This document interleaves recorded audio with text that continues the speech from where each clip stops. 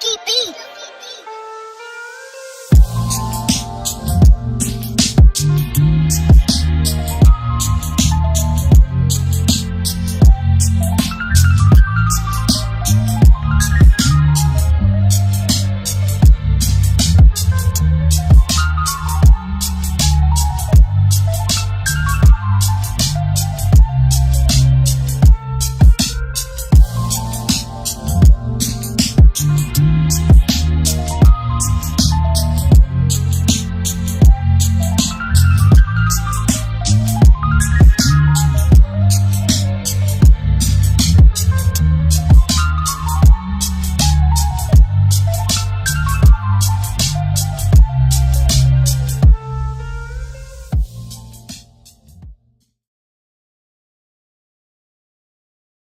Hi guys, we're at BMW Tamworth and we're going to take our first look at the F90 M5. I'm old school, I'm from the manor, I'd up here every rave.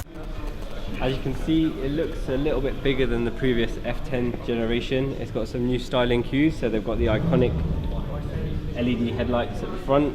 The front bumper shape is actually quite a bit more angular than the F10. If we come across to the side, you can see it's got a new design of 20-inch wheel.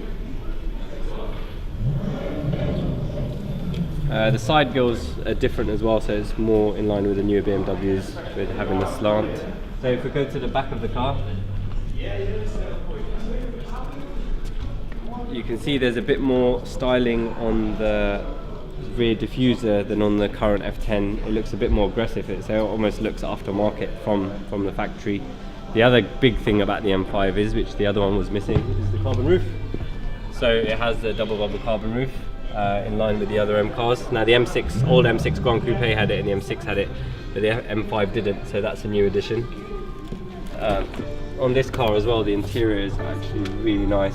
It comes very well spec'd, so although the car is £89,000 fully spec'd up, it actually comes with probably the equivalent of £10,000 worth of extras that the old one didn't. So you've got full leather, you've got LCD dash, you've got an uprated sound system as standard. Obviously the main thing with this M5 as well is the engine's more or less the same as the previous generation, but running a little bit more power, around 600, and also this one has switchable four-wheel drive.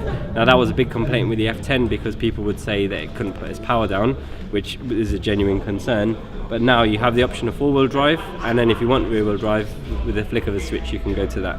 So the engine is the same, it's a 4.4 V8 twin turbo with some additions. They've reworked the turbochargers, the air inlets to get that extra power. But it'd be really interesting to see once we actually get hold of one of these to put it on the dyno to see how much power it's putting out, because the old one was making much more than the 560 horsepower that BMW quoted. Sort of interesting thing on this car is that the M Performance exhaust, when you buy the car, is only £1,100. Now I can't see many people not ticking that box because it's going to save a hell of a lot of money over buying an aftermarket one, and if you check out the videos, it actually sounds really good. So I think that's going to be kind of a no-brainer option for most people when they're buying this car. As you probably know from Ricky's channel, we've got an F10 M5 currently, and we are looking to place an order for an F90 today, which will hopefully be delivered in March. So we look forward to developing same sort of range of parts that we have done on the F10. So we're looking to do aero this time as well, so we'll have some carbon fibre aero parts, obviously the Evituri intakes, 660 wheels, and maybe get a bit more power out of the car as well. So yeah, I'm looking forward to it. It's exciting to get hold of a car which now has switchable four-wheel drive, so at least we can put the power down off the line and sort of keep up with those pesky supercars up to 60 as well as reeling them in at the top end. Inside the car, the level of quality of interior is definitely raised. You've got full leather as standard. The quality of the leather looks very good.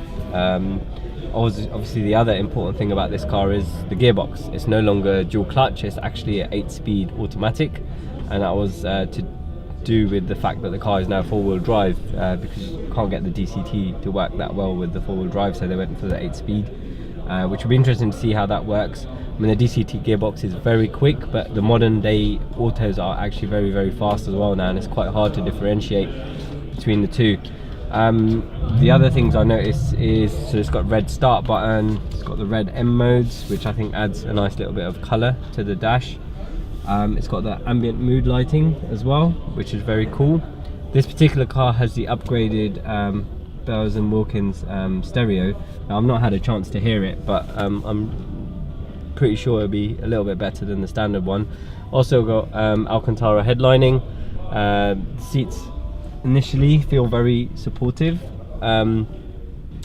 It's got a lot of storage, as you'd expect from a big car. Also has wireless charging. The sat nav, sort of the iDrive system, seems very familiar. If you're familiar with BMWs, it's very fast and it looks like it's pretty easy to use. The dash itself is a big improvement with the sort of LCD display it has. Haven't had a chance to go through the different modes on it yet because we don't have the key for the car at the moment. But yeah, overall the interior's pretty stunning, to be honest with you. I'm very impressed with the quality level. It's actually, the F10 was much better than the E60, and now the F90 quality of the interior is even higher than the F10. So yeah, looking forward to getting one. I guess there's adequate leg room. That's with my driving position in there. Obviously children not going to have any issues. Plenty of headroom. Little touches like the extra stitching work really well. This car also has the optional M stripes in the seat belts. This is a pretty well spec car, so it's also got the M carbon ceramic brakes, which are a £7.5 option, and it's got the TV monitors at the back, so if you've got kids you can keep them entertained and they can't keep saying to you, "Are we there yet?" It's also got dual AC control, so you've got the individual AC controls in the back here.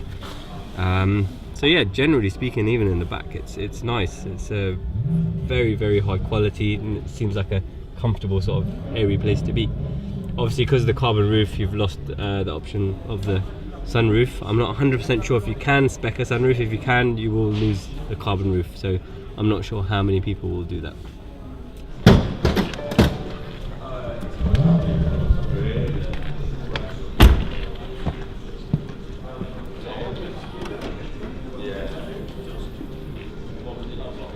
So there it is, the 4.4 V8 twin turbo with the two turbos in the middle of the V. This one also has the M Performance optional carbon engine cover with the M stripes in it. But pretty much looks identical to the last engine. The airboxes look slightly different. Doesn't look like there's a MAF sensor anymore. Charge coolers are in the same place with some extra piping. Turbo inlets are also a lot smoother than on the F10. That's going to help with flow, so that's probably partly where they're getting some of the extra power from. Let's have a look in the boot. The F10 boot was actually very big, and yeah, this is not much different. It's huge. It seems like it's slightly narrower, but it's plenty big enough for carting your family stuff around, and if you're going away for a long weekend, to get a couple of suitcases in there. So yeah, it's impressive. I won't do the dead body test and put Ricky in there.